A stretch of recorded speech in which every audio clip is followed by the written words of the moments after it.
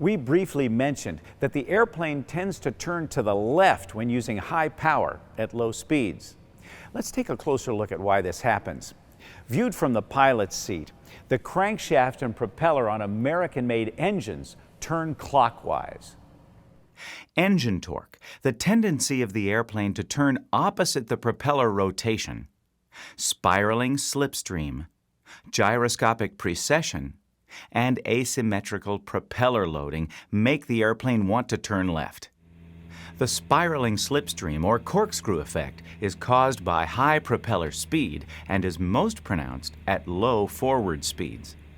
The propeller rotation causes the slipstream to rotate clockwise around the fuselage, striking the vertical stabilizer on the left side, making the nose yaw to the left. Also, the propeller acts like a gyroscope in that a force applied to the propeller becomes apparent 90 degrees from the point where it was applied. Gyroscopic precession can cause yawing and pitching, or a combination of both. The left turning of gyroscopic precession is more apparent in tailwheel airplanes, like this Piper Super Cub.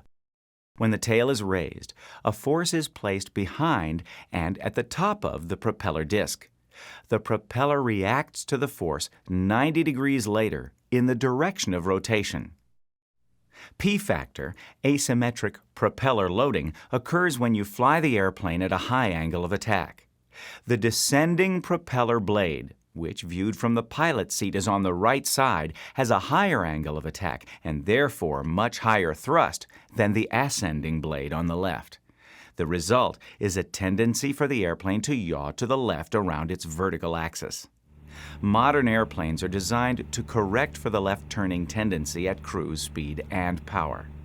At high speed and low power, such as in a descent, you may have to correct with left rudder to prevent yawing to the right. The key is to use whatever control pressures are needed to keep or put the airplane in the desired attitude.